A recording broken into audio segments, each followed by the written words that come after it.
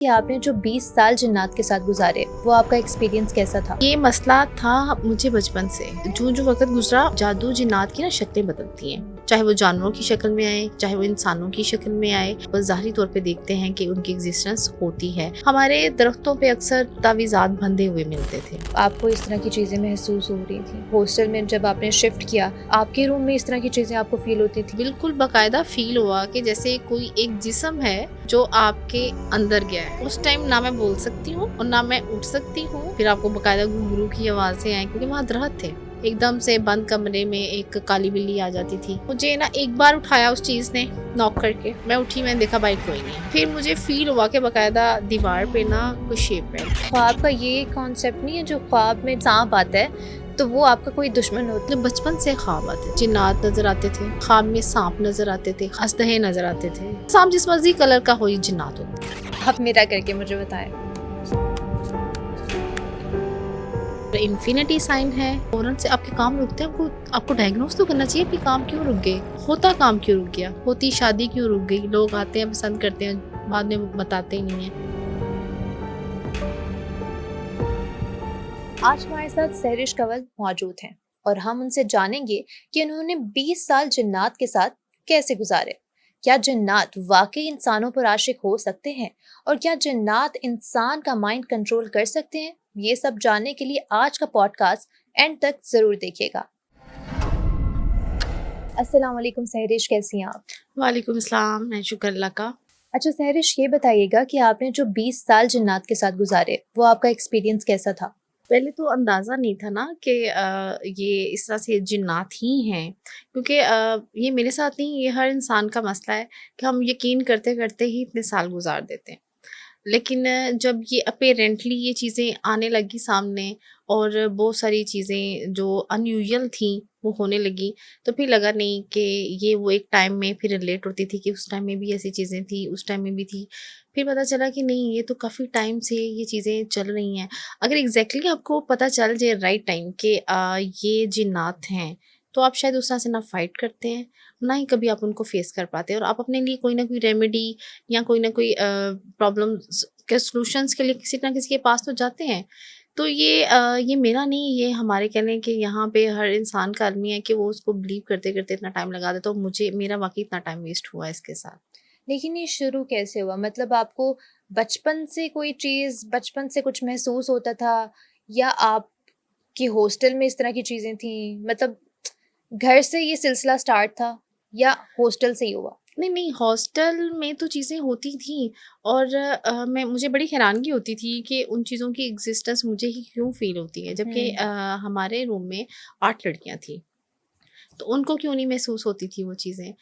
तो ये मसला था मुझे बचपन से लेकिन आपने महसूस महसूस। बाद में? ये फिर जो जो वक़्त गुज़रा, उनकी कहने के जादू जिन्नात की ना शक्लें बदलती हैं, हुँ।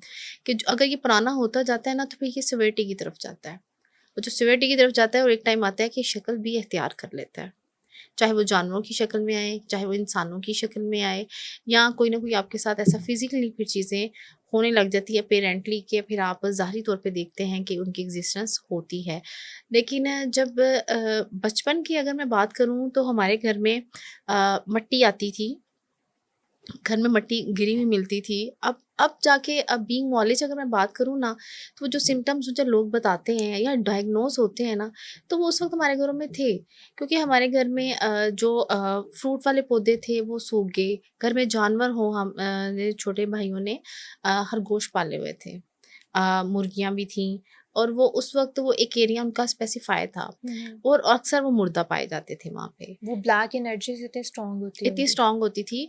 फूल जो थे हमारे घर में बहुत ज़्यादा थे, वो सूख जाते थे। साँप जो है, वो अक्सर जब मेरे फ़ादर गार्डनिंग करते थे, तो जब वो मिट्टी थोड़ी-सी भी खोदते थे ना, तो वो कहते थे कि उनको एक्जिस्टेंस फ़ील होती है, और साँप भी उस तरह के जिनके मुँह से आग निकलती है। वो फ़ील हुँ, करते हुँ। थे कि कोई ना शोला जैसे आता है, और हम उस वक़्त छोटे थे, लेकिन आपने उनसे सुना ही हुआ है या आपने देखा भी हुआ है ये? नहीं देखा नहीं है, लेकिन वो उसको दबा देते थे उस मिट्टी को। लेकिन ना मेरे फादर, ज़ाहिर आपको जो घर का बड़ा होता है, उस वो रियलाइज़ करता है कि आपके साथ एनर्जीज़ हैं, तो उनको फ़ील होता था कि ज़ाहिर नज़रें बद भी होती है चीज़ें जो हम फ़ील करते हैं, और जो घर का बड़ा होता है उसको ये चीज़ पता चल जाती है। तो मैंने देखा था अक्सर जब मेरे फ़ादर कुर्बानी का जानवर लाते थे ना, तो वो उसका जो ब्लड होता था वो उन पौधों की क्यारियों में डालते थे। ये कह लें कि अब हम आज कहते हैं हम चिराग करें, अगरबत्ती जलाएँ, अमलियात पे हमारा भरोसा है क्योंकि बुज़ुर्गों को ये पसंद है, हमारे पुराने बुज़ुर्ग भी करते थे, इससे हमारे घर में बरकत होती है। तो उस वक़्त भी ना लोगों कि कोई ना कोई आपके बुज़ुर्गों की तरफ से कोई ऐसी रेमेडीज़ होती हैं, रूहानी रेमेडीज़ होती हैं, जो आपको इन चीज़ों से बचाती हैं, और हम आज भी अपने घरों में इनको एक्सपेरिमेंट करते हैं। लेकिन अब उस तरह के शौक और वो जज़्बे नहीं रहे, जिसकी वज़ह से ये नेगेटिव एंटिटीज़ इतनी ज़्यादा हमारे घरों में होने लग गई है। ये बीइंग नॉलेज मैं ये बात बता रही हूँ। तो उस वक़्त वो चीज़ें तो हम बड़े हैरान होते थे कि हमारे फ़ादर ये क्या करते हैं? वो कहते थे नहीं इसे सर्वाइव करेंगे, वो ये बात उस वक़्त बोलते थे। तो हमें लगता था शायद ये कोई खाद की वज़ह से कर रहे हैं या इससे होता है, लेकिन उसे पता नहीं था। हमारे दरख्तों पे अक्सर तावीज़ात बंधे हुए मिलते थे। हालाँकि हमारे घर में उस तरह से कोई आके कोई कैसे बाँध के जा सकता है। आज जब लोग अपने तावीज़ात भेजते हैं, रीड करवाते हैं, उनके सरहानों से निकलते हैं, उनके घर में कोई वज़न वाली जगह होती है उसके नीचे से मिल जाते हैं उनको। ये तब होता है जब वो ट्रीटमेंट शुरू करवाते हैं तो उनके घर में वो जो चीज़ें जिधर होती हैं वो निकलती हैं। चाहे वो रूहानी तौर पे उन चीज़ों का असर ख़त्म कर दिया जाए, तो चाहे वो ज़ाहिरी तौर पे समटाइम कुछ लोग बिलीव नहीं करते। अल्लाह ताला की मर्ज़ी उनको दिखा दें कि ये एनर्जीज़ हैं जिनको अल्लाह ताला ने इस तरफ लाना हो कि अपना ट्रीटमेंट करवा सकें। तो पेरेंटली अगर कोई चीज़ हुई हुई होती है तो उनके सामने वो चीज़ें आ जाती हैं कि ये चीज़ें हुई हुई हैं आपके घरों में। तो वो चीज़ें फिर अक्सर तस्वीरें खींच के भेजते हैं लोग कि इनको रीड करें कि इनका पर्पस क्या है। अच्छा, एक ये भी चीज़ होती है, लोग बहुत क्वेश्चन करते हैं कि इन तावीज़ात के असर को हम किस तरह से ज़ाहिल करें। नॉर्मली हमारी प्रैक्टिस क्या है, कोई तावीज़ हमें अपने घर से मिलता है ना, तो हम उसको पानी में बहा देते हैं। हुँ। क्या खाली पानी में बहा देने से आपने क्या उस जादू का, उस तावीज़ का असर तोड़ दिया? तो ऐसा नहीं होता। आप बाकायदा तौर पे आपको उसके लिए कोई पढ़ाई करके उसको बहाना चाहिए ताकि उसका असर ख़त्म हो जाए। और ये जैसे हम घर में जो हमारे सर के बाल होते हैं उनकी केयर नहीं करते, घर से आपके कपड़ों का गायब हो जाना, चीज़ों का गायब हो जाना, हम बॉदर नहीं करते, कपड़ों के ऐसे कपड़े कभी फटे हुए भी मिलते हैं, नए कपड़े, कट जले जाते हैं। हुए। आपके कपड़े कट जाते हैं और आपने अक्सर नोटिस किया होगा कि आपके कपड़ों में छोटे-छोटे सुराख हो जाते हैं। और इसके अलावा जो कपड़ों का, पैसों का घर से गायब हो जाना, ये वो सारी चीज़ें इतनी कॉमन है, अगर जो सुनने वाले लोग हैं वो कहेंगे उनके घर में तो ये होती हैं, लेकिन आप इसको इग्नोर नहीं कर सकते। लेकिन वो तो चूहे वगैरह भी जब सुराख वगैरह कर जाते हैं तो उससे वो भी तो रिलेट कर ही सकता है। लेकिन अगर वहम भी आपके तो हो घर सकता है। में जादू है ना, मैं आपको एक बात बताती हूँ, अगर आपको लगता है आपके घर में जादू होते हैं, आपका फिर एक निशानी नहीं होती। अगर कपड़े को चूहे ने काट दिया, तो आपके घर से पैसे गायब हो गए, चलिए हम वो कहेंगे, हम कभी कहेंगे कोई मेड है उसने उठा लिए, उसको भी हम इग्नोर कर देते हैं। आपको ख्वाब भी आते हैं, इंडिकेशन एक के बाद एक अल्लाह ताला इंसान को देते हैं, आप कितने इंडिकेशंस को इग्नोर कर सकते हो।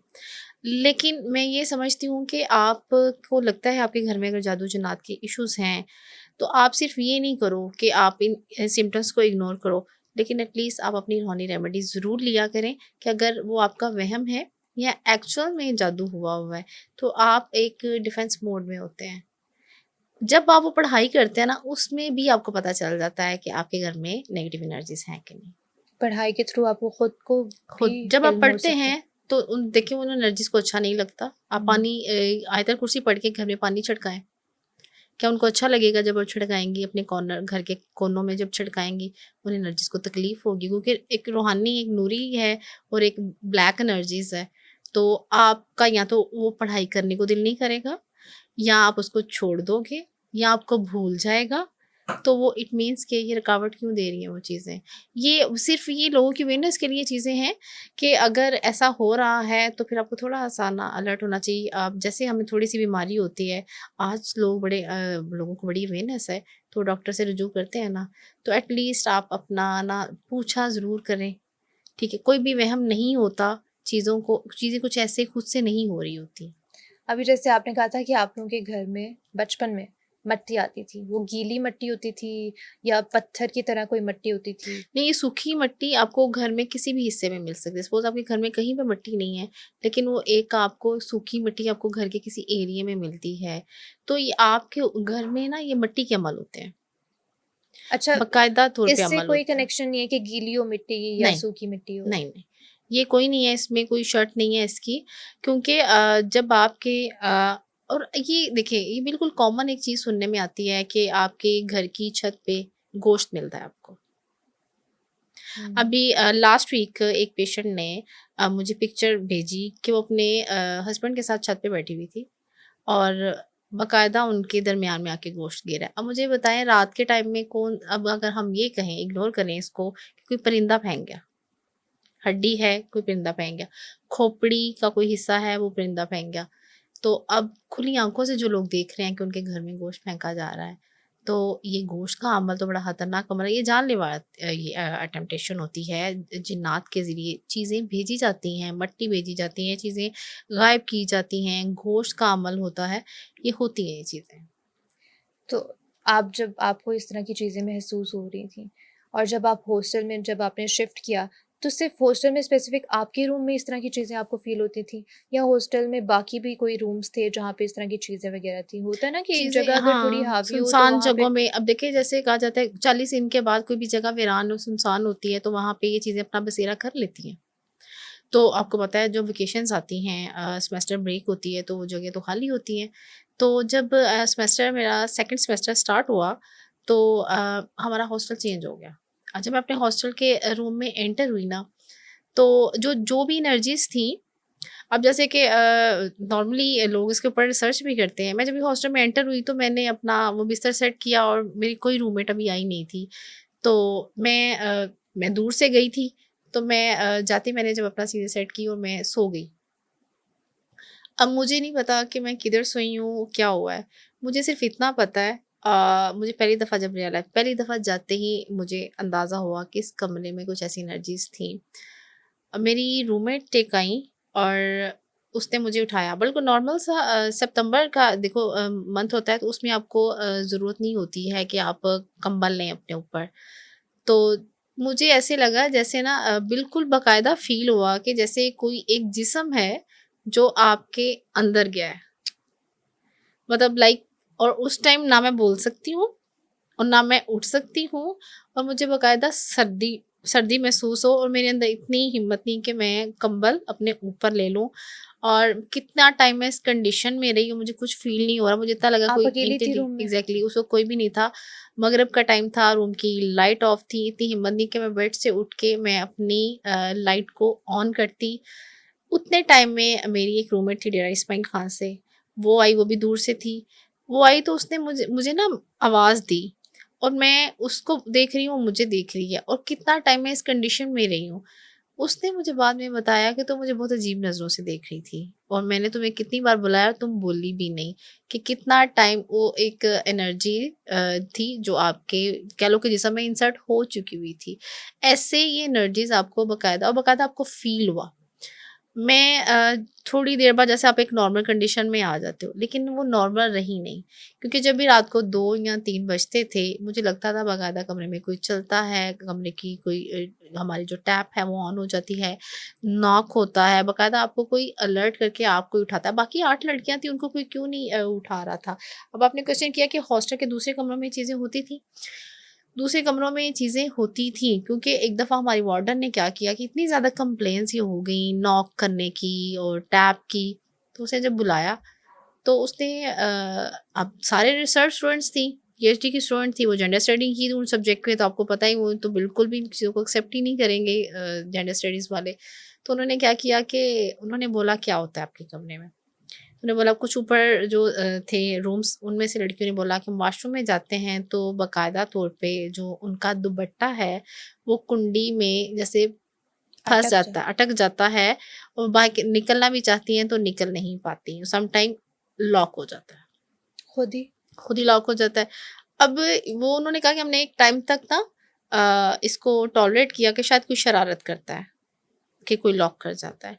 लेकिन जब बाकायदा आप किसी के साथ जाते हैं, फिर भी आपको फ़ील हो, फिर आपको बाकायदा घुंघरू की आवाज़ें आएँ क्योंकि वहाँ दरख़्त थे। पूरा जो हॉस्टल था वो कवर किया हुआ था दरख़्त ने। तो वो अब वो दरख़्त थे बिल्कुल वॉशरूम के ऊपर। जो आपके रूम के साथ थे? बिल्कुल रूम। तो उधर वो जो दरख़्त की तो घुंघरू की आवाज़ क्योंकि मग़रिब के बाद वो हॉस्टल जो है अंदर सा ब्लॉक हो जाती है क्योंकि आपको बाहर जाने की इजाज़त नहीं होती। तो वो आपको ये आवाज़ें आती हैं, अब जहाँ आप यूज़ करते हो। अब हमारा जो रूम था वो वहाँ रूम था जिसके कमरे के अंदर वॉशरूम था। तो उसमें ये उसमें भी ये साउंड्स थी, अब ये चीज़ें थी कि नॉक होते थे आपके वार्डरोब में, बाकायदा कोई खड़ा है, कोई बोलता है। तो हम समझते थे शायद कोई रूममेट है जो कॉल पे बात कर रही है, तो शायद इसकी वज़ह से ऐसा हो रहा है।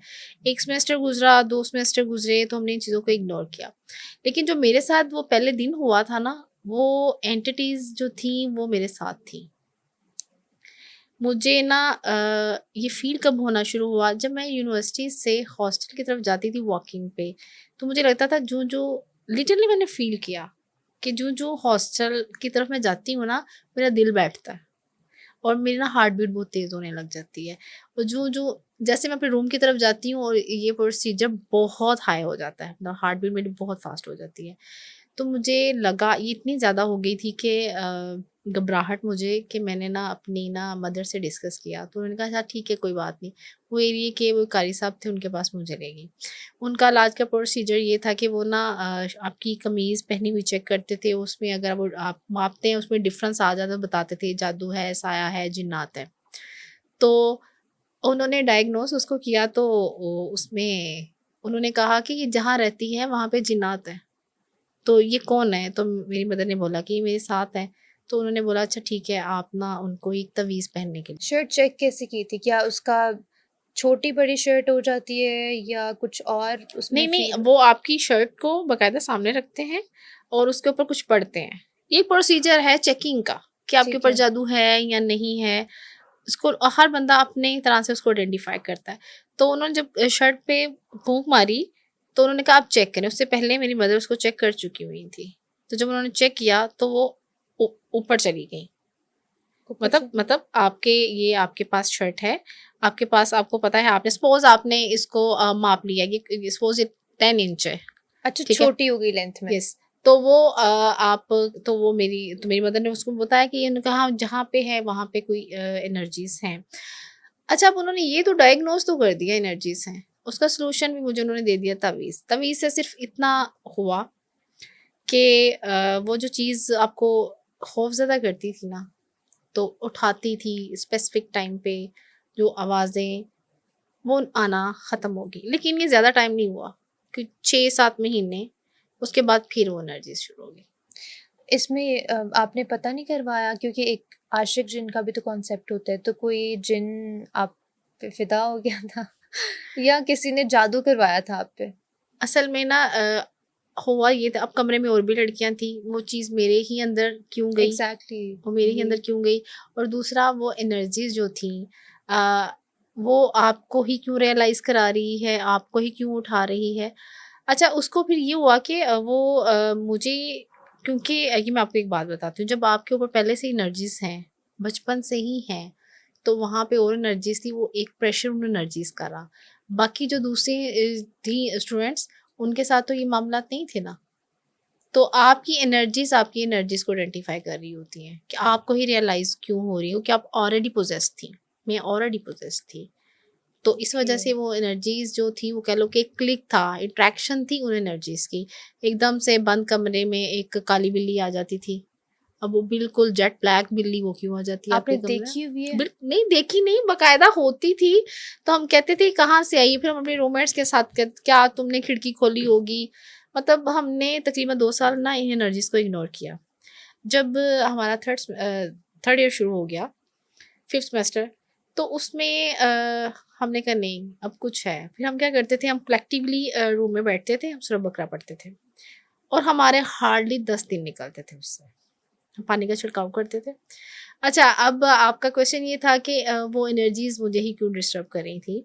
मैंने जब पानी पहली दफ़ा दम किया हमने तो मैंने उठाया वो पानी की बॉटल उठाई और मैंने जो ही उसको छिड़काव के लिए उठाया ना, तो मुझे लगे कि मैं ये अपना बाजू हिला नहीं सकती, मनो बोझ है इसके ऊपर। जैसे किसी ने पकड़ लिया हो? और मैं भी उस वक़्त थीसिस कर रही थी। अब हम जो रिसर्चर होते हैं वो इस तरह से नहीं चीज़ों को सोचते कि ये चीज़ें होंगी। उस एकदम से किसी के दिमाग में नहीं आता जिन्नात, कोई भी नहीं सोचता। अब मैंने उसको इग्नोर किया, मैं उठा रही हूँ, मुझे लगा मैं ये वो तो इतनी वज़नी है मैं इसको उठा नहीं सकती, और मैं नहीं सोच रही कि कोई नेगेटिव एनर्जीज़ हैं या मुझे कोई बोझ आ रहा है। और मैं बार-बार अटेम्प्ट करने की कोशिश कर रही हूँ, लेकिन मैं नहीं उठा सकी उस बोतल। फिर मैंने उसको इग्नोर किया, मैंने कहा इससे पहले कि मैं कुछ और सोचूँ, मैंने अपनी रूममेट को मैंने कहा ये आप ना छिड़काव करा कम, उसने पकड़ा, उसने फ़ौरन से छिड़काव कर दिया। हालाँकि वो बड़ी स्मार्ट सी, कोई इतनी वेट वाली चीज़ें उठा भी नहीं सकती, पानी की बोतल का कितना को वज़न होता है। तो मुझे लगा, मैंने कहा नहीं ये मैं नहीं कर सकती, इट मीन्स कि समथिंग एल्स। मुझे रियलाइज़ था कि कोई ऐसी एनर्जीज़ हैं। तो लेकिन ये ना कि आपकी एनर्जीज़ आइडेंटिफ़ाई, अब अगर मेरी अम्मी मुझे किसी के पास लेके गईं, तो वो आइडेंटिफ़ाई नहीं किया। अगर उन्होंने किया तो इतना टेम्परेरी किया, कुछ शॉर्ट टाइम के लिए हुआ, उसके बाद वो फिर दोबारा मुझे टेम्पटेशन, वो चीज़ें फ़ील। हमारी उस रूम में ना हम लाइट ज़्यादा देर नहीं रहती थी, लाइट जल जाती थी। और आपको पता है हॉस्टल में एक स्पेसिफिकली तादाद में आपको प्रोवाइड की जाती हैं लाइट्स। फिर हम बाय करते थे खुद पर्सनली और उसको लगाते थे। जो लगाता था उसके ऊपर बहुत बोझ आता था, या वो गिरता था बार बार लगाते हुए, क्योंकि थोड़ी ऊंचाई में वो लाइट्स होती हैं। तो यहाँ फिर आप, तो ये हमें रियलाइज़ हो गया लास्ट सेमेस्टर में कि कुछ है। गुजारा ऐसे ही होगा कि हम हर हफ्ते पढ़ें, छिड़काव करें, मतलब हम खुद से आमल बने हुए हैं, खुद से ट्रीटमेंट कर रहे हैं, और एक्सेप्ट भी नहीं कर रहे कि जिन्नात है, लेकिन एक अपने आप को सेव करने की चीज़ें गायब होती थी, पैसे गायब होते थे, और सिर्फ ये कि घुंघरूओं की आवाज़ों का आना, दरवाज़ों का खड़कना, और दीवार पे बाकायदा शेप बनती थी, दीवार पे फील होता किस था। किस तरह जब की? लास्ट सेमेस्टर था मेरा और मेरा लास्ट डे था, हमें नेक्स्ट डे हमने मूव हो जाना था वहाँ से। तो मैं अपने बंकर्स थे, मैं ऊपर वाला बेड जो था वो मेरा था। तो मुझे ना एक बार उठाया उस चीज़ ने नॉक करके, मैं उठी, मैंने देखा बाइक कोई नहीं है, मैंने कहा शायद कोई रूममेट थी। फिर वार्डरोब वाली साइड से दरवाज़ा खुद एक साउंड के साथ खुल जाता है, मैंने उधर जाके नीचे उतर के देखा है। फिर मुझे फ़ील हुआ कि बाकायदा दीवार पे ना कोई शेप है, लाइक मैं बुक है, मैं बुक में मुझे फ़ील हो रहा है कि सामने क्या शेडो है, कोई एंटिटी थी शेडो, या? कोई शेड है, शेडो है, ह्यूमन, मेरे को बहुत बड़ी कोई शेडो है। अब देखिए शेडो कहाँ से आएगी? आपके पास कमरे में कोई ऑप्शन नहीं। उससे पहले काफ़ी उन्होंने मुझे रियलाइज़ क्या करवाया, कोई घंटा, नॉक, नॉक अगेन, एक दरवाजे पे फिर दूसरे दरवाजे में, बार-बार नीचे उतरती, और फिर ना जैसे आपकी जिस्म में कपकपाहट और ये चीज़ें, एक खौफ आना शुरू हो जाता है। आप एक बार खोल रहे हो कोई नहीं है, 2 बार खोल रहे हो और आपका कॉरिडोर खाली है, हॉस्टल में लड़कियाँ नहीं हैं, ठीक है? वीकेंड पे आपको पता है वो चली जाती हैं, अपने घरों में चली जाती हैं। तो वो तो मैंने ना, मुझे लगा नहीं कोई चीज़ है जो रियलाइज़ करा रही है अपनी एग्ज़िस्टेंस होने का, क्योंकि अब तो वैसे ही हम जा रहे थे वहाँ से। तो पीछे ना खिड़की खुली हुई थी, लॉन था। अब मैंने कहा शायद ना वहाँ बाहर से कोई, शायद हमारा माली गुज़र रहा है, उसका शेडो है। लेकिन फिर भी कोई इंसान का भी शेड बने तो उसका सर इतना बड़ा नहीं होता। इंसान के भी एक हुजम है, उसकी एक वो उसपे पता चल जाता है। अब मैं उसको देख नहीं रही, मैं मुँह उठा के नहीं देख रही उसको। अब मैं उठ के नीचे रूम से बाहर भी नहीं जा सकती थी, क्योंकि आपकी इन सिचुएशन में बॉडी स्टक हो जाती है, मेंटली आप स्टक होते हो। अब मेरे पास ऑप्शन था कि मैं उधर ही बैठी हूँ या मैं कुछ पढ़ लूँ, और मेरे बेड पे ना हर वक्त कुरान पाक होता था। मैंने बिल्कुल कह लो कि एक रेमेडी रखी हुई थी कि मेरे सराहने हर वक्त एक कुरान पाक मैंने रखा होता था। आपको पता है ये चीज़ें आपको बहुत सेव करती हैं कि वो आपको डायरेक्ट अटेम्प्ट नहीं कर सकती, उनके लिए उनको मुझे नीचे उतारना था। बिल्कुल। और मैं तब नहीं उतरी जब मैंने शेड देखा, और मैंने बस एक कहते हो ना, एक तो वो बर्ड व्यू होता है कि कुछ है वहाँ, एक शेप है दीवार पे, वो क्लियर थी। मैंने उधर नहीं देखा, मैंने पीछे देखा कि बाहर तो नहीं कोई चीज़ गुजर रही। अब इंसान की तो वो शेप थी नहीं, तो मैंने बाहर देखा, बाहर कोई भी नहीं था। और मैंने बताया ना वही दरख्त था जो हमारे हॉस्टल का बाहर था। तो अब मेरे पास ऑप्शन इसके अलावा कोई नहीं थी कि मैं कुछ पढ़ती। टिल मैं उस सिचुएशन में बैठी हुई जब तक मेरी रूममेट नहीं आ गई। मतलब मुझे, अब मैं उनको बता भी नहीं सकती थी कि इस रूम में क्या होता है, वो लास्ट डे था। लेकिन इस चीज़ की ये कि एग्जिस्टेंस तो थी, और इसकी रीज़न ये भी फैक्टर था कि मैं ऑलरेडी पोजेस थी, और इसलिए वहाँ पे ऑलरेडी चीज़ें थी, और वो इसलिए थोड़ा और कह लो कि एक वज़न बन गया, उनका एक बोझ। बिल्कुल स्टार्ट में जब वैसे आपको ये चीज़ें फ़ील होती तो आप बीमार नहीं हुई या कुछ ऐसा फ़ील नहीं हुआ? क्योंकि लोग कहते हैं ना कि अगर किसी ने कोई चीज़ देखी है तो उसको बुखार रहता है कुछ दिन, अपने बिस्तर से नहीं उठ पाता। तो इस तरह का कुछ आपको फ़ील हुआ, कुछ बीमार मुझे या ऐसा फ़ील नहीं हुआ, इसकी रीज़न ये थी मैं बड़ी प्रैक्टिकल थी और थोड़ी लॉजिकल थी। कुछ सब्जेक्ट्स मेरे ऐसे थे, मैं ना इतना यकीन नहीं करती थी इन चीज़ों पे कि ये ऐसे होती हैं। अब मेरे रूम में ये चीज़ें हो रही थी और 1-2 लोगों ने बाहर जाके मेरे रूम में से 2-3 लोगों ने रूम छोड़ भी दिया सिर्फ़ इस वज़ह से कि मेरी एक रूममेट ने वाज़ह तौर पे मुझे कहा और उसका और मेरा बंकर सेम था। उसने मुझे बाकायदा कहा कि ये रात को ये दरवाज़ा खुलता है और उसने मुझे बाकायदा कहा कि तुम्हें पता है ये दरवाज़ा खुलता है खुद और वो जो सामने से वो चीज़ जाती है वो दरवाज़ा भी खुलता है और दरवाजे खुद खुलते हैं, खुद बंद होते हैं और कोई नहीं होता और तुम्हें पता है ये बात। उसने मुझे कहा मुझे श्योर करो, आप यस बोलोगी तो मैं इस रूम में कभी नहीं रहूँगी। तो मैंने उसको बोला कि नहीं ऐसा नहीं होता, लेकिन जब उसके साथ बाकायदा ये हुआ क्योंकि वो मेरे साथ रहती थी, हर वक़्त मेरी क्लास फ़ेलो भी थी और जब ये चीज़ हुई तो उसको बाकायदा तौर पे उसको एंजाइना अटैक हुआ और वो घर चली गई और काफ़ी दिन वो घर में रही। फिर उसने कहा मैं हॉस्टल छोड़ दूँगी, मैं हॉस्टल में नहीं रहूँगी, अपने घर से डेली आया करूँगी। तो आपको पता है यहाँ पे ऐसी चीज़ें हैं लेकिन आप बताती नहीं हो कि शायद पॉइंट आउट करेंगे यहाँ पे कुछ सारी रिसर्च की स्टूडेंट्स थी, साइकोलॉजी की स्टूडेंट्स थी सारी, तो वो तो इन चीज़ों को नहीं मानेंगी। तो ऐसा था, तो ये नहीं कि नहीं था लेकिन या उसने फ़ील किया बाद में और उसने मुझसे वेरिफ़िकेशन की कोशिश की लेकिन मैंने उसको वेरीफ़ाई नहीं किया। क्यों? क्योंकि मैं अभी खुद उस तरह से आपके सामने चीज़ें नहीं होती, आप कभी भी किसी को ना इतना एक्सप्लेन नहीं कर पा सकते इन चीज़ों को। और ये मसला मेरा नहीं है, यहाँ पे हमारी सोसाइटी में जितनी भी लड़कियाँ हैं ना, बाकायदा अब आशिक जिन्नात की आपने बात की, आशिक जिन्नात के सिंबल ज़ोर होते हैं, वो सिंबल ज़ोर होते हैं। वो इस तरह से आपको टेम्प्ट नहीं अच्छा, करते। इस वाले केस से ऐसा कुछ लेना-देना नहीं था? नहीं, नहीं, नहीं, आशिक जिन्नात वो जो जिन आपके ऊपर आशिक होता है, वो आपको बेहोश भी करता है। अब जैसे आपने बोला आपको बुखार या वो चीज़ें, क्योंकि मैंने उस तरह से उसको नहीं लेकिन वो जो अटैक था, वो चीज़ें थी, उन्होंने थोड़ी देर के लिए मुझे स्टक किया, खौफ़ज़दा किया, लेकिन ये नहीं था कि इससे कि मैंने उसको अंडरस्टैंड कर लिया। मैंने अटेम्प्ट कर लिया कि नहीं हाँ, वो जिन्नात है और मैं डर जाऊँ, वो नहीं हुआ, ऐसा कुछ भी नहीं हुआ। मतलब ऐसा तो आपको वैसे कब रियलाइज़ हुआ कि किस चीज़ का अमल हो सकता है? आपने कोई पूछताछ नहीं की किसी से? होते हैं ना डिफरेंट अमल होते हैं, जैसे कोई मीठे के थ्रू आप पे कर देते हैं, जैसे आपने मिट्टी वाला बताया वो हो गया। फिर सुना हुआ है, बचपन से सुना था कोई हांडी का भी होता है कि खाने में कुछ इस तरह मिलावट वगैरह करके कर देते हैं। तो आप पे किस चीज़ का हुआ जब आपने इन सब चीज़ों को जाना, महसूस किया और फिर किसी आमिल के पास गईं आप? तो फिर आपको कैसे पता चला कि कौन-सा है? सिर्फ़ एक चीज़ से नहीं होता और ना ही एक चीज़ से किया जाता है। अगर मुझसे आप मेरा पर्सनल एक्सपीरियंस पूछ रही हैं, तो मैं आपको बताऊँगी कि इसमें मल्टीपल लोग इन्वॉल्व थे। इसमें आमिलीन भी थे, आपके कुछ जानने वाले भी होते हैं, कुछ समटाइम आप जहाँ जॉब करते हैं, वहाँ पे भी लोग चाहते हैं कि आप हसद करते हैं लोग हसद जो। करते हैं, हसद भी करते हैं, हसद भी करते हैं, नफ़रत भी करते हैं, बुग़्ज़ से भी लोगों को यूँ होता है कि लेकिन उसमें सिर्फ़ वो एक तरीका इख्तियार थोड़ी करते हैं। आपको अगर आप कुरान पाक पढ़ के पानी दम करके पीते हैं, अगर किसी की इजाज़त के साथ, तो अगर आपको वॉमिट फ़ील हो, पानी का टेस्ट चेंज हो जाए, पानी में बाल आ जाएँ, पानी में स्मेल आ जाए, इट मीन्स कि आपको उन्होंने खिलाया है। कोई आपको पढ़ के खिलाता है और कोई आपके खाने में कोई तवीज़ भी मिलाते हैं। लोग तवीज़ में पानी तवीज़ में असर जाता है और वो उसको खाने में डाल देते हैं। तो कन्फर्म आपके ऊपर अमल होते हैं। ऐसा होता है क्योंकि बीइंग नॉलेज जब हम अभी लोगों को पानी देते हैं तो उनकी तबीयत ख़राब हो जाती है, उनको वॉमिट शुरू हो जाती है। अभी आपके पास भी केसेज़ आते हैं लोगों के? बहुत केस आते हैं।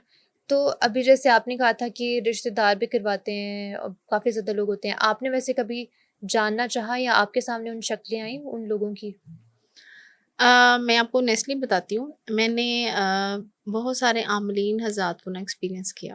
हुँ। आपने मुझसे पूछा कि आपने इसको पूछना नहीं चाहा किसी से, मैंने बहुत साल नहीं पूछा। मुझे लगता था कि ये चीज़ें होती हैं, आप कुरान पाक पढ़ते हैं, इबादत करते हैं, वज़ाइफ़ पढ़ते हैं। मैंने अपने हॉस्टल में अपने तकिए की एक साइड पे कुरान पाक रखा हुआ था, एक पे मजमूआ वज़ाइफ़ मेरे पास इतनी बड़ी बुक थी।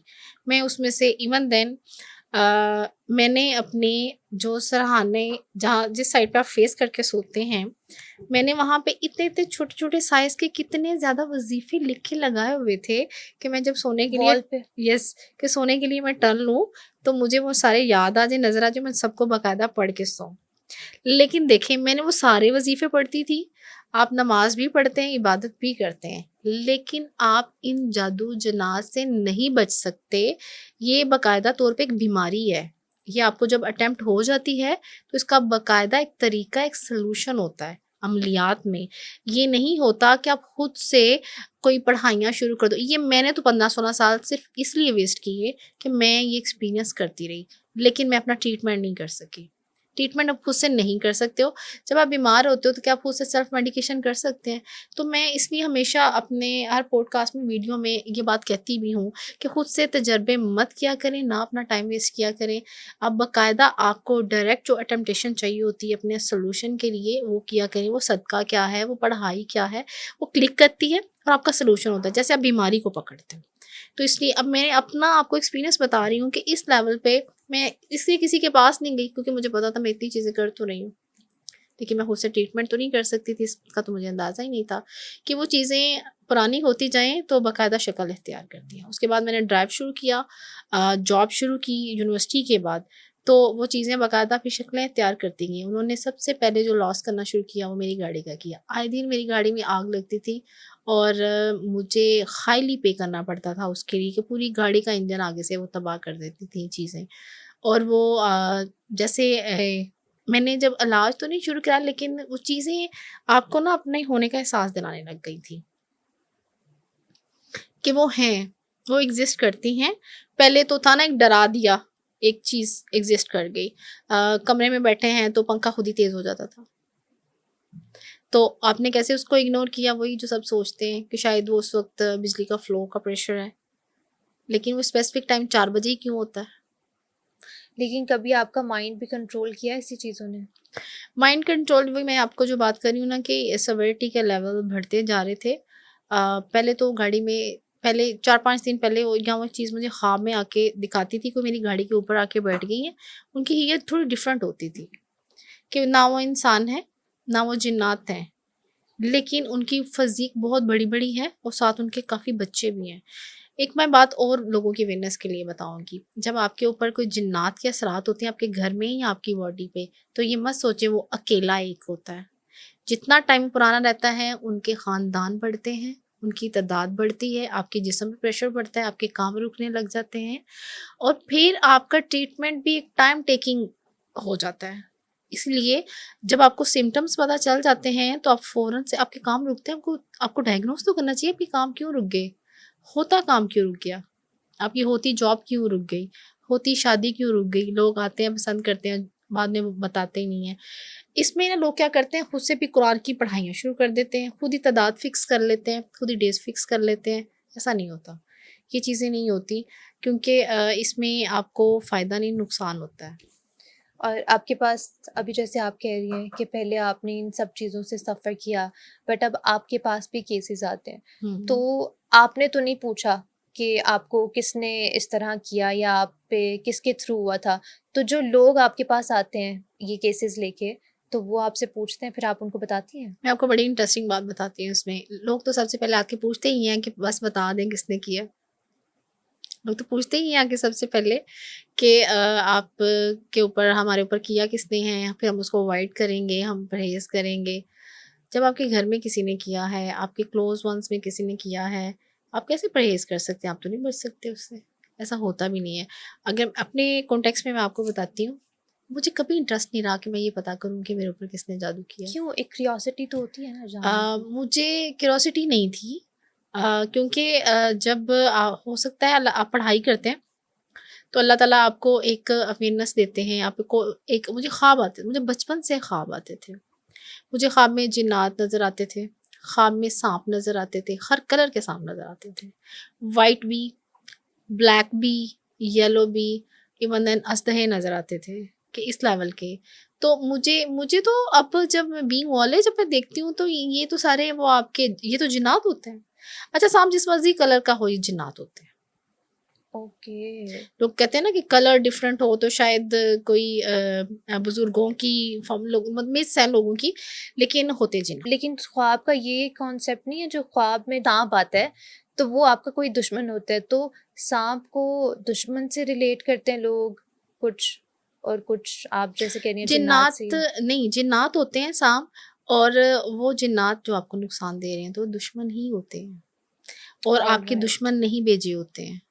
अब जिन्नात कौन भेजता है? जिन्नात खुद अगर नहीं आते तो उनको तो कोई इंसान ही भेज रहा है ना अमल करके, इम्पोज्ड होते हैं। जब जिन्नात की हाजिरी होती है, फीमेल आती हैं, तो सबसे पहले हम उससे पूछते हैं कि उसको भेजा किसने, और बता देते हैं। तो जिन्नात की हाजिरी क्या होती है वैसे? जिन्नात में अगर पोजेस्ड बॉडी है किसी की, तो आप उसको पानी दम करके दें। आप पढ़ना भी शुरू ही करते हैं तो वो उसकी ये चेंज हो जाती है, फीमेल की उसकी चीज़ें बोलती हैं। अगर आप बुलाएं तो नॉर्मली कोशिश होती है कि एनर्जीज को ख़त्म किया जाए, क्योंकि जब जिन्नात आते हैं किसी के जिस्म में उसको तकलीफ देते हैं।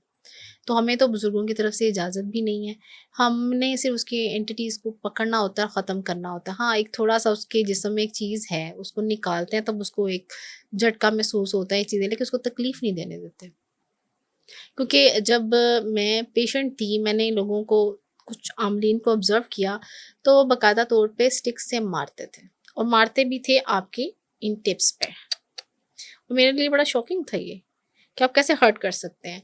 तो मैंने पूछ लिया, मैंने एक के पास मैं जाती थी पेशावर साइड पे, मैंने उनसे पूछा, मैंने कहा कि आप यहाँ क्यों मारते हैं?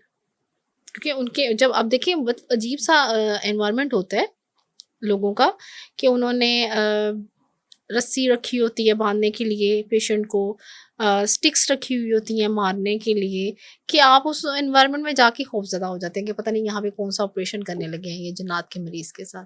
हालाँकि ऐसा नहीं होना होता, और ऐसा नहीं होना चाहिए।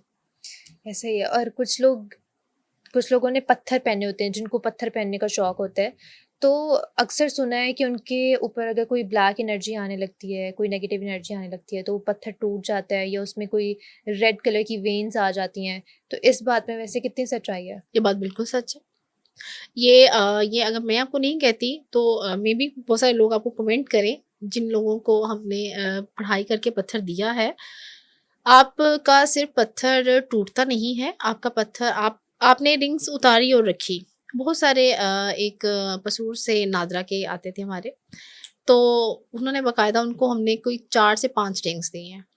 क्योंकि ऊपर इतनी एनर्जीज़ नेगेटिव थी कि वो कहते थे मैं क्या करूँ, मुझे अब एहतियात होती है, पढ़ाई हुई होती है इसके ऊपर, आप उतार के रखते हैं, अगर आप वॉशरूम में जाते हैं, वो कहते हैं मैं तो मेरी आँखों के सामने मेरी टेबल से वो रिंग गायब हो कोई जाती है। स्पेसिफिक पत्थर होता है?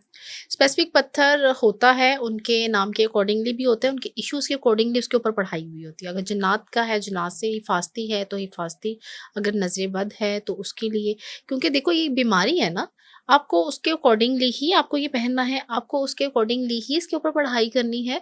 अब इसीलिए तो कहते हैं हर वज़ीफ़ा नहीं करना चाहिए काम के लिए, अब उसने अपने काम के लिए पहना है इसको, हिफाज़त के लिए पहना है। अब ये टूटता कैसे है? अब ये आपने पहना हुआ है, आपके ऊपर किसी ने चीज़ें जिन्नात भेज दी। जिन्नात भेजे, जिन्नात जब इसको देखता है ना, तो उसको बर्दाश्त नहीं कर पाता, क्योंकि इसके ऊपर एनर्जीज़ होती हैं। क्योंकि आपको इसके पीछे की पॉज़िटिव एनर्जी उसको नज़र आ रही होती है। उसकी कोशिश होती है कि इसके जिस्म के साथ ये ना रहे। तावीज़ गायब हो जाते हैं लोगों के, तो फ्रीक्वेंटली लोग बताते हैं। अभी आपने भी पत्थर पहने हुए हैं? बिल्कुल, मैंने भी आपका पत्थर कोई पहने हैं। पर्सनल एक्सपीरियंस ऐसा? मैं जब इलाज नहीं करती थी उससे पहले मुझे ये माह नजफ़ है, ये रिंग, ये मैंने पहनी, तो मुझे मुझे पहले तब अंदाज़ा नहीं था, मैंने बस ऐसे ही इस रिंग को पहना, तो नॉट फॉर स्पेसिफिक रीज़न, कि मुझे नहीं पता था इसको हिफाज़त के लिए भी पढ़ के पहनते हैं, अपने कामों के लिए करते हैं। वो जब बुज़ुर्गों से हम जुड़े, उन्होंने पत्थर दिया, पहना, तो मुझे अंदाज़ा हुआ कि इसकी वर्थ क्या है। बेसिकली ये इसकी निस्बत है, ये आपको जिनकी तरफ से मिला होता है, उन एनर्जीज़ को पता है ये कि इसकी वैल्यू क्या है। लोगों के लिए शायद ये पत्थर है।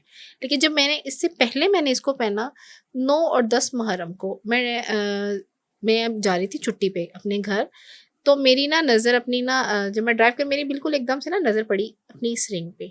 तो इसमें ना मुझे रेड क्लॉट्स नज़र आए, ब्लड क्लॉट्स। मैंने इसको बाकायदा उतारा और उसको मैंने बोथ साइड इसको मैंने ऑब्ज़र्व किया कि एग्ज़ैक्टली ये लाल रंग क्या है, इसमें ब्लड में है, और वो वाक़ई ब्लड था। और मैं चूँकि इसको मैं कैसे डायग्नोज़ कराती, और मुझे मेरे पास तो उस वक़्त कोई ऐसा सोर्स नहीं था।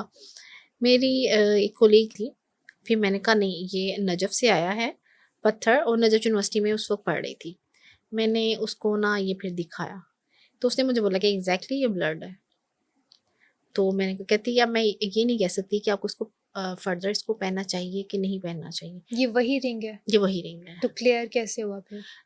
जो मुहर्रम के दिन आगे जाना शुरू हो गए और 40 मुहर्रम तक ये बिल्कुल क्लियर था, उसमें ब्लड नहीं था, और वो ब्लड आहिस्ता आहिस्ता आहिस्ता इसमें कम होता गया और ख़त्म हो गया।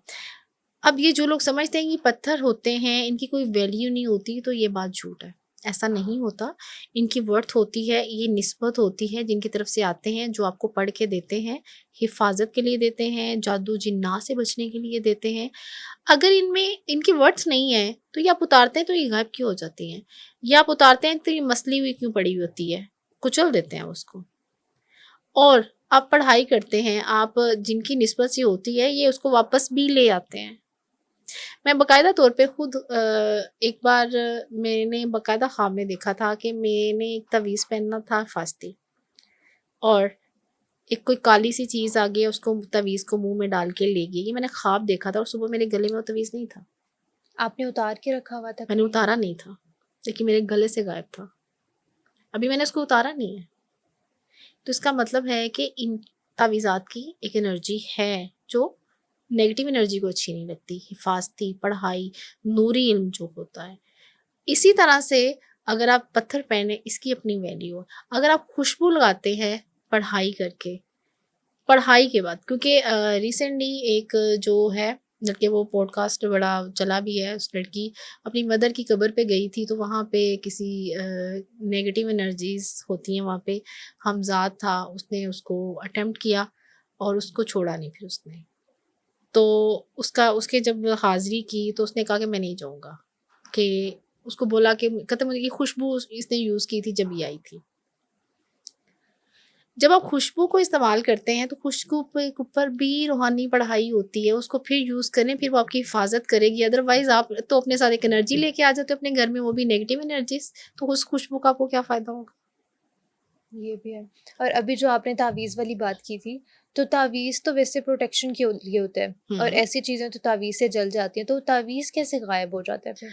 तवीज़ गायब इसलिए होता है कि जब आपके ऊपर एनर्जीज़ भेजी जाती है ना, तो आप अगर एक देखें, आप किसी के पास इलाज के लिए रूहानी मौलवी के पास जाते हैं, आपने एक तवीज़ ले लिया, वो जो तवीज़ जो मैं जिसकी मैं बात कर रही हूँ, मैं उसके पॉइंट ऑफ व्यू से आपको बताने लगी हूँ।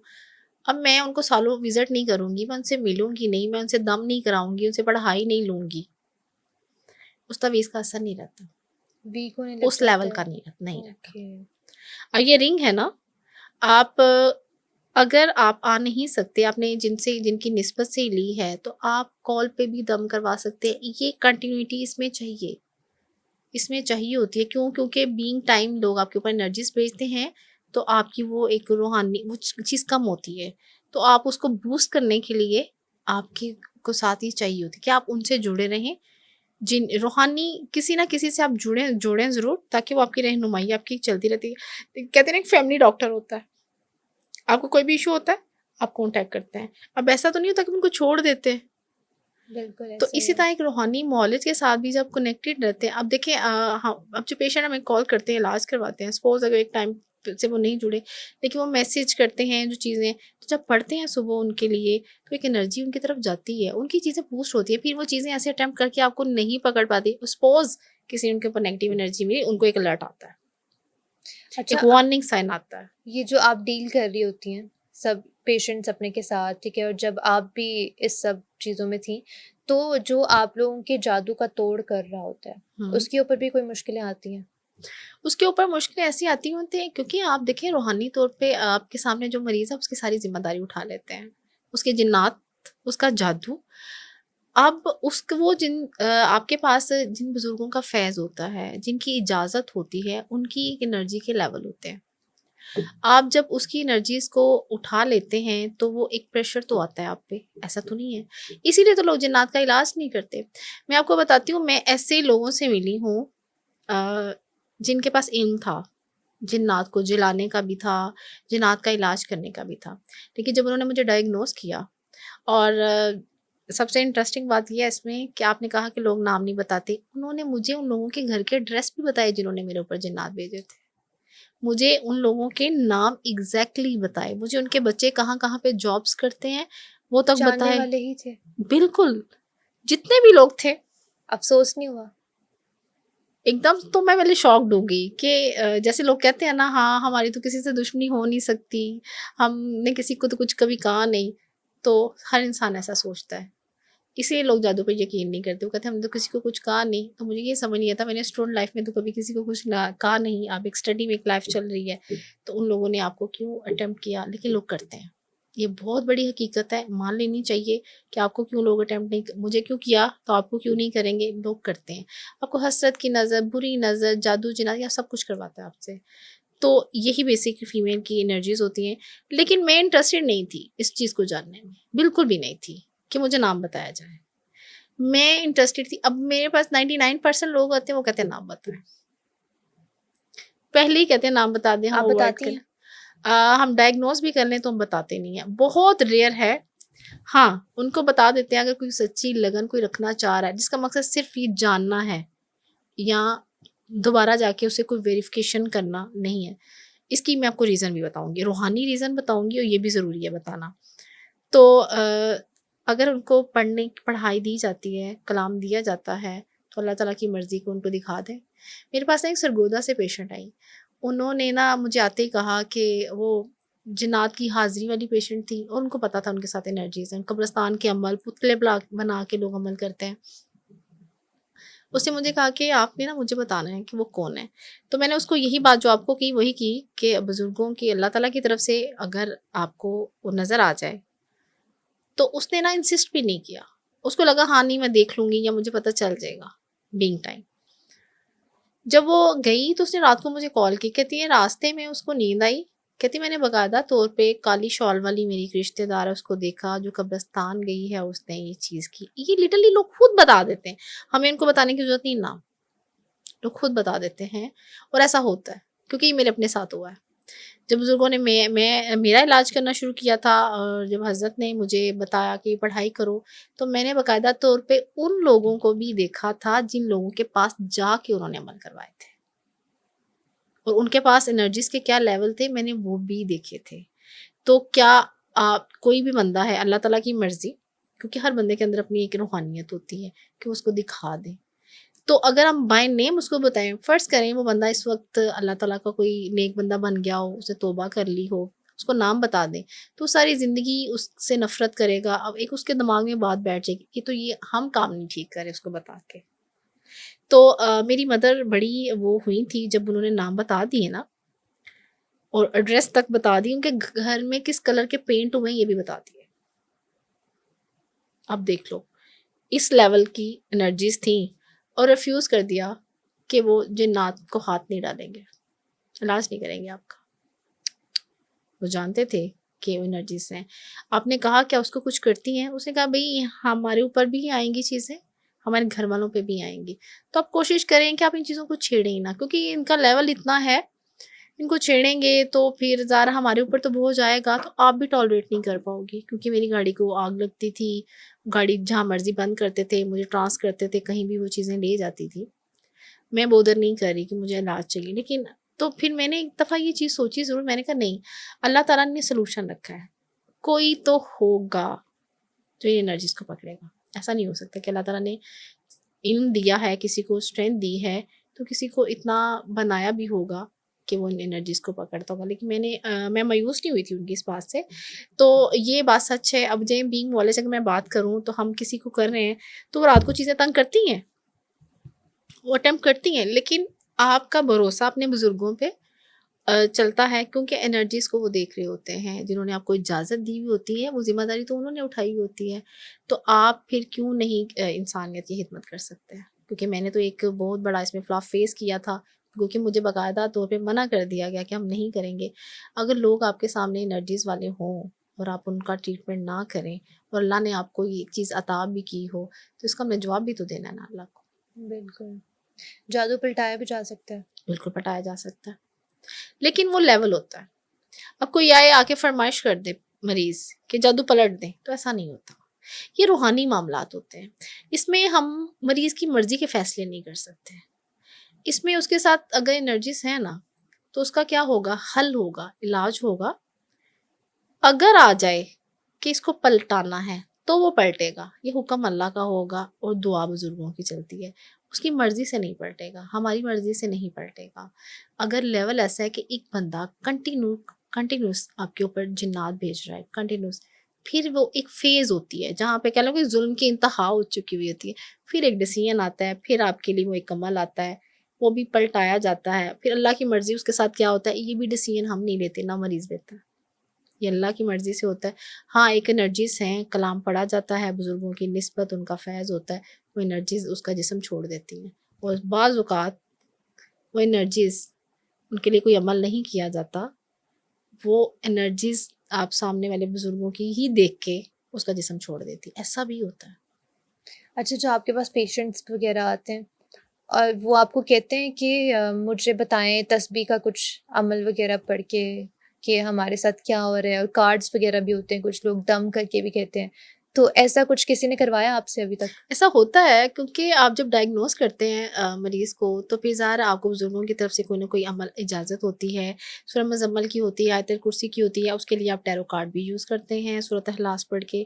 आप इसके अलावा तस्बीह का अमल भी है, उसमें भी आप एक अमल की आपको इजाज़त होती है जिसमें एनर्जीज़ आती हैं जो येस नो में आपको इस्तिहारा दे सकते हैं, या आपको, क्योंकि एक डिफरेंट कैटेगरीज़ में आप मरीज़ को चेक करते हैं। और सम टाइम ऐसा होता है कि मरीज़ आपके सामने आके बैठता है तो आपको उसकी एनर्जीज़ आना शुरू हो जाती है और वो आपकी एनर्जी को फ़ील करना शुरू कर देते हैं, जो मेरी पोजेस्ड होते हैं। एग्ज़ैक्टली। मेरी एनर्जी आपको फील हो रही है अभी? जी, बिल्कुल फ़ील हो रही है। कैसी एनर्जी आपको लग रही है? एनर्जीज़ जो हैं वो तो पॉज़िटिव हैं।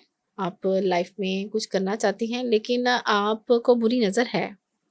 और जो आप काम कर रही हैं ना, एनर्जीज़ के ही ऊपर काम कर रही हैं। अब आपने मुझे बुलाया है, मुझसे पूछ रही हैं एनर्जीज़ का। आप एक चीज़ जो मुआशरे में अवेयरनेस दे रही हैं नेगेटिव एनर्जी के अगेंस्ट, तो आपको क्या लगता है कि नेगेटिव एनर्जीज़ अलर्ट नहीं है, आपके अगेंस्ट नहीं है? अच्छा, और दूसरा मैं आपको एक बात बताऊँ आपके लिए, ये एनर्जीज़ भी डायरेक्ट किसी फ़ॉर्म में नहीं आती। ये आएँगी आपकी कोलीग की किसी शक्ल में, आपके अगेंस्ट कोई आपके लिए प्रॉब्लमैटिक चीज़ें क्रिएट करती हैं। अगर आप डिफेंसिव मोड में नहीं हैं तो वो कहीं न कहीं आपके लिए प्रॉब्लम करती हैं, आपका हेल्थ का इश्यू करेंगी, आपके सर में दर्द भी करती हैं, आपके लिए कहीं न कहीं भी कुछ चीज़ों की रुकावट बनाना शुरू कर देती हैं। इसीलिए अगर हम रूहानियत पे चलते हैं तो हमारी बैक पे कोई न कोई हमारे साथ चलने वाला कोई रूहानी होना चाहिए जो ये बोझ उठाता है। क्योंकि ये बहुत बड़ी ज़िम्मेदारी होती है, क्योंकि हम डायरेक्ट शैतान के खिलाफ एक लड़ाई लड़ रहे होते हैं। अभी आपने जो ज़िक्र किया था टैरो कार्ड्स का, तो वो कैसे, मतलब क्या चीज़ होता है? वो किस तरह उससे आइडिया लगाया जा सकता है? उससे आइडिया नहीं लगाते, कार्ड्स की एनर्जीज़ होती हैं। ये आपको इजाज़त होती है, आप जब पढ़ाई करके उसमें से उसको इंटरप्रेट करते हैं किसी के लिए, तो एग्ज़ैक्टली वो उसकी एनर्जीज़ को उठा के लाते हैं, क्योंकि हर एक कार्ड के साथ एक कह लो कि मखलूक होती है, एक एनर्जी लेवल होता है उसका, तो वो उसकी एनर्जी के अकॉर्डिंगली उसको शफ़ल करके दिखा देते हैं कि उसके साथ क्या है। बाज़ औक़ात ऐसा होता है हम चेक कर ही रहे होते हैं कि सामने वाले के साथ अगर पोजेस्ड है, उसकी एनर्जीज़ बोलने लग जाती हैं, वो उसको बर्दाश्त ही नहीं कर पाती। मैंने एक दफ़ा एक छोटी बच्ची को थी किसी पेशेंट के साथ, उसके भाई ने रीडिंग लेनी थी टैरो कार्ड की, अपनी स्टडी और स्टडी अब्रॉड के लिए ना, कि वो जा सकता है कि नहीं। अभी वो उसके साथ छोटी-सी उसकी बहन थी 3rd क्लास की। मैंने शफ़ल करना शुरू किया, अभी मैंने उसको उसकी एनर्जी बताना शुरू की, उसके साथ जिन्नात थे उस बच्ची के साथ। Oh my God! तो उनको इस बात का आइडिया नहीं उसको था? नहीं पता था। वो आए थे, कैंट से आए थे और वो बच्ची एपीएस में पढ़ती थी। तो अब मैं उसके साथ, अब तो पेशेंट के साथ बच्ची बैठी है, आप उसको तो इग्नोर कर रहे हो, आप उसको तो नहीं रीड कर रहे हो। तो एकदम से उसने कह दिया कि देखिए ये क्या बनेगी ना, बड़ी होके क्या बनेगी? लोगों को क्यूरियोसिटी होती है। अब मैंने जो ही उसकी तरफ देखा ना, उस लड़की बच्ची ने एकदम से चीख मारी। उसकी आँखें रेड हो गई और वो कहती है, मुझे मुझे नहीं देखना इसमें, मुझे नहीं देखना। ये सच बोलते हैं, ये कार्ड सच बोलते हैं, तो मुझे नहीं देखना। तो वो उसका भाई इतना परेशान हो गया, वो फ़ौरन कहता है मेरी बहन को दम करके दे पानी, मुझे लगता है इसकी तबीयत ख़राब हो गई। और उसको भी पता चल गया था कि उसकी नॉर्मल कंडीशन में नहीं है उसकी बहन, कि आप की उनकी उसकी एनर्जीज़ अलर्ट थी और वो जब आप सूरत इखलास पढ़ रहे हैं, आयतुल कुर्सी पढ़ रहे हैं, पहला कलमा पढ़ रहे हैं, दूसरा कलमा पढ़ रहे हैं, तीसरा कलमा पढ़ रहे हैं, एनर्जीज़ आती हैं इनके पीछे। अब कुरान के हर हर्फ के पीछे अल्लाह ताला की मखलूक है, और आपकी जब इजाज़त होती है, आपके बुज़ुर्गों की एक एनर्जी, एक आप निकाल रहे होते हो किसी की, तो वो फ़ौरन से, तो कार्ड का मेरा फर्स्ट एक्सपीरियंस किसी के अंदर जो हुआ ना कार्ड्स के साथ, वो तस्बीह के साथ तो होता है कि आप पढ़ाई कर रहे हो तो तस्बीह में वो चीज़ें बता देती हैं इनकी एनर्जीज़, लेकिन कार्ड का उस बच्ची के साथ मुझे एक्सपीरियंस हुआ। तो फिर उसने अपने फादर का पूछना था, तो वो शाउट करने लग गई कि नहीं, किसी को नहीं निकालना, ये सच बोलते हैं। तो मेरे लिए बड़ा वो शॉकिंग हुआ था फर्स्ट टाइम कि एक छोटी सी बच्ची की एनर्जीज़ किस तरह से बाकायदा सामने आई, और वो खुद बता रही है, वो एनर्जी खुद बता रही है। अभी वैसे आपके पास मौजूद हैं जी कार्ड्स? बिल्कुल हैं। आप मेरा करके मुझे बताएं, चलें ठीक है। क्या प्रोसीजर होता है इसमें? प्रोसीजर्स में हम शफलिंग करेंगे, पढ़ेंगे, पढ़ाई करेंगे बुज़ुर्गों के तसव्वुर से। वो एनर्जीज़ आएँगी, और वो एनर्जीज़ के जो लेवल होंगे, आपके होंगे, कुछ जनरल रीडिंग करेंगे, स्पेसिफिक क्वेश्चन होगा, तो वो जो भी आप पूछना चाहेंगी, इसमें आपने मुझे अपना पूरा नाम बताना है, जो आप कॉल करती हो, जहाँ लिखती हो। मैं आपको हाँ, लिख के बताती हूँ। जी आपको बिल्कुल। क्या-क्या इन्फॉर्मेशन चाहिए वो आप मुझे बताएँ, मैं आपको लिख के बताती आप मुझे प्लस अपना नाम बताएँ और अपना क्वेश्चन बताएँ कि आपको किस लेवल की एनर्जी अपनी चेक करवानी है। हूँ। अभी जो आपको फ़ील हो रही है सिर्फ़ आपने वो बतानी है। ठीक हो गया। हाँ, ठीक हो गया। तो रबिया को चेक करते हैं। बिस्मिल्लाहिर्रहमानिर्रहीम।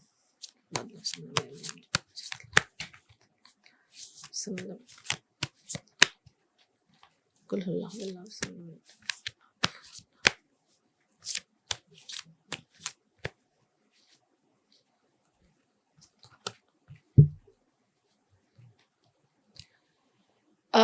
रबिया की एनर्जी जो इस वक्त है, ज़बरदस्त है। पहला कार्ड तो पॉजिटिव है, बहुत ज़्यादा पॉजिटिव है, और इन्फिनिटी साइन है, और इसके लिए ये कि ये भी आपके लिए आने वाले टाइम में आपकी ना, सुबह उठती हैं तो सुस्त होती हैं थोड़ी-सी, प्रेशर होता है आप पे, या सर में दर्द होता है? सभी सुस्त होते हैं, नहीं, सब उठते सुस्त नहीं होते। ये अब वही चीज़, स्ट्रगलिंग है नेचर आपकी, और जनरल रीडिंग में जो चीज़ें आ रही हैं वो तो चीज़ें ठीक हैं। लेकिन ना आपको किसी भी काम के लिए ना, फ़ौरन से कहते हैं एक बंदा काम में हाथ डालता है फ़ौरन काम हो जाता है, ऐसे नहीं होता। आपको थोड़ी स्ट्रगल करनी पड़ती है काम के लिए। फिर लेकिन थोड़ा-सा फ़ोकस्ड और फ़िक्स्ड हो जाती है ना, फिर चीज़ होती है, वैसे नहीं होती है आपकी, क्योंकि इसके लिए आपके स्ट्रगलिंग कार्ड हैं कि आपको स्ट्रगल करनी पड़ती है लाइफ़ में किसी भी चीज़ के लिए। अ 4 कार्ड हैं, चारों स्ट्रगलिंग कार्ड्स हैं। हाँ, और फिर अभी की एनर्जी है ज़बरदस्त है, वो पॉज़िटिव है कि वो उसमें एक हेल्प है, और काम हो रहा है और आप करना चाह रही हैं, वो काम बहुत ज़्यादा करना चाहती हैं आप, ऐसा इन्फिनिटी साइन। है तो नहीं है तो नहीं, लेकिन लेकिन अगर आपका कार्ड बता रहा है तो ये एनर्जीज़ हैं, आपको गुस्सा भी आता है और एकदम आता है, बहुत ज़्यादा आता है, नेगेटिव एनर्जीज़ भी हैं पीछे। तो इसके लिए कोशिश किया करें, आप पानी दम करके पिया करें। क्योंकि आपको गुस्सा आता है, और सम टाइम कुछ चीज़ें जैसे एकदम से आप चाहती हैं मैं इन चीज़ों से फ़ौरन निकल जाऊँ, छोड़ दूँ कोई चीज़। ऐसी एनर्जीज़ आती हैं जो चाहती हैं, आप बस एक्सट्रीमिस्ट नेचर है। हुँ। हुँ। अच्छा, वैसे इनको करने का कोई मुख्तसर दिन नहीं होता? मुख्तसर दिन कार्ड का तो नहीं होता, लेकिन आप कोई अमल या पढ़ाई करते हैं तो उसका होता है। क्योंकि ज़्यादातर जो नेगेटिव एनर्जीज़ के लिए लोग अमल करते हैं वो होते हैं आपके ट्यूसडे और सैटरडे। अगर आप उसी दिन तोड़ करें, उसी दिन पढ़ाई करें, उसी दिन दम करें, इलाज करवाएँ, उसमें ये होता है कि वो उस सेम डे में चीज़ें पकड़ी जाती हैं, और आपको उस दिन ज़्यादा फ़ायदा होता है। ट्यूसडे और सैटरडे, और एक दिन होता है थर्सडे। हुँ। इस थर्सडे का क्या कॉन्सेप्ट है? क्योंकि कुछ लोग थर्सडे को भी पढ़ाई कर रहे होते हैं। थर्सडे को ज़्यादातर ये बुज़ुर्गों का दिन है, बड़ा बाबरकत दिन है, जुमेरात और जुम्मा जो है, इसमें ये होता है कि आप अगरबत्ती की पढ़ाई करते हैं, चिराग का अमल करते हैं। इस दिन में आप हदियात करते हैं बुज़ुर्गों को। जिन्होंने खिदमात की हैं, नबी अकरम सल्लल्लाहु अलैहि वसल्लम को करते हैं, अहले बैत को करते हैं। इस मुजरब दिन में आप न्याज़ करते हैं, सदका करते हैं। वो जो आपके ऊपर लोग एनर्जीज़ भेज रहे होते हैं ना, अगर आप उस दिन उनके लिए पढ़ते हैं, बरकत के लिए, खैर के लिए, रिज़्क के लिए, तो ये बहुत बड़ा दिन है, और इसमें हमें ज़्यादातर ये पॉज़िटिव डे है वैसे। इसमें ज़्यादातर अमल जो है वो पॉज़िटिविटी के लिए किए जाते हैं। न्याज़ का अमल किया, खुशबू का अमल किया जाता है कि इसमें आप किसी फ़कीर को रोटी दे सकते हैं। लेकिन ये सारे लोग नहीं कर सकते। आप पढ़ाई करें उस दिन, न्याज़ ज़रूर करें। न्याज़ क्या करें तो हमेशा पूछ के करें, वो जो आपके मसलों के अकॉर्डिंगली क्लिक करे। अच्छा, लोग सारी ज़िंदगी ना पढ़ाइयाँ करते हैं, सदक़ात भी करते हैं, नवाफ़िल भी पढ़ते हैं, न्याज़ भी करते हैं और ये जुमेरात को ज़्यादातर लोग करते हैं। इसमें अगर उनको पता चल जाए ना कि उस स्पेसिफिकली पूछ के अपने अकॉर्डिंगली करें तो ये चीज़ बड़ी क्लिक करती है। फिर लोगों की ज़िंदगियाँ नहीं गुजरती सर्च करने में, और वो फ़ौरन से वो चीज़ें उन वो आपकी कंपैटिबिलिटी होती है। अब देखो, अगर आप पानी का सदका है ना, तो फ़र्ज़ करें मेरे लिए खाने का सदका है, किसी को कपड़ा देने का सदका है, किसी को कंबल देने का सदका है। आप कुछ लोग खुद ही परिंदों के लिए पानी का इंतज़ाम कर देते हैं, लेकिन उनको उसका सवाब ज़रूर हो रहा होता है, लेकिन उससे उनका काम नहीं होगा, अगर उनके लिए कंपैटिबल नहीं है। कर वो काम की नीयत से रहे हैं तो होगा तो नहीं। उन लोगों के काम हो जाते हैं जिनका बाय चांस कंपैटिबल हो जाए। लेकिन अगर आप कंपैटिबिलिटी पूछ के अपने नफ़ल की, पढ़ाई की, सदक़ात की, न्याज़ की करेंगे ना, तो अमल की खुशबू का अमल है। जैसे पैसे के लिए ज़्यादातर अगरबत्ती का अमल किया जाता है, तो क्या पढ़ के किया जाए? अपनी मर्ज़ी से लोग करते हैं, इसलिए उनको उस तरह से रूहानी तौर पे फ़ायदे नहीं होते, और वो सारी ज़िंदगी उनकी पढ़ाई हवा में मुअल्लिक़ रहती है, और वो वहाँ पे जा ही नहीं पाती जिस साइड पे जानी चाहिए, जिस काम में उनको मदद चाहिए। फ़र्ज़ करो उन्हें आयतुल कुर्सी पढ़नी है, लेकिन वो पढ़ रहे हैं सूरह फ़लक और नास पढ़ी जा रहे हैं कि शायद हासदीन है, वो पढ़नी हिफ़ाज़त की है। तो फिर वो चीज़ें उस तरह से आपकी मैच नहीं क्लिक नहीं करती। कुरान पाक पढ़ें, खुला पढ़ें, सवाब के लिए पढ़ें। कुरान पाक कामों के लिए उस तरह से अगर पढ़ना है तो फिर रहनुमाई ज़रूरी है। कोई आपके पास वैसे ऐसा केस आया अभी तक जो आप खुद सुन के शॉक्ड हो गई हो कि ऐसे कैसे, हाँ, मतलब इतना मुश्किल कैसे हो सकता है किसी के साथ? होता है। केस तो सारे ही मुश्किल होते हैं। सबकी ही इतनी पेचीदगियाँ और एनर्जीज़ होती हैं। मेरे पास ना एक बच्चा अपनी मदर को लेके आया। उसकी इतनी एज नहीं थी, तो उसका वो एक ही बेटा था। जब वो फीमेल आई तो मैं बड़ी शॉक्ड हुई कि वो काफ़ी एज की थी। तो उसने ना अपने ना नेल्स पे कलर लगाया हुआ था, नेल पेंट? नेल पेंट लगाया हुआ था, और उससे नीचे तक काफ़ी आधी-आधी उँगलियाँ ना उन पे जो मेहंदी कलर नहीं होता, एक होता है मेहंदी, एक होता है कलर, अर्क। अर्क। अर्क, हाँ, एग्ज़ैक्टली अर्क। वो रेड कलर का उसने लगाया हुआ, और बहुत ना तेज़ उसने लिपस्टिक लगाई हुई।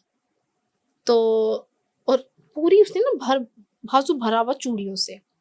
अब मैंने उसकी एज देखी, वो बच्चा वो आया, और वो किसी रेफ़रेंस में किसी ने मुझे भेजा कि उसको देखें उनको क्या है, और उन्होंने मुझे नहीं बताया कि उनको क्या था।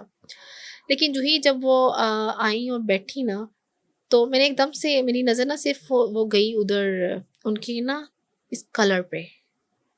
जो ही और मुझे लिटरली वो फ़ील हो रहा था कि वो ब्लड है।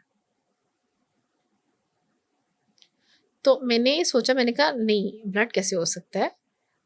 जो ही मैं देखा तो मैंने देखा कि उसकी बॉडी में ना जैसे कुछ चेंज आना शुरू हो गया। मुझे लगा कि ये कोई हाज़िरी की पेशेंट है।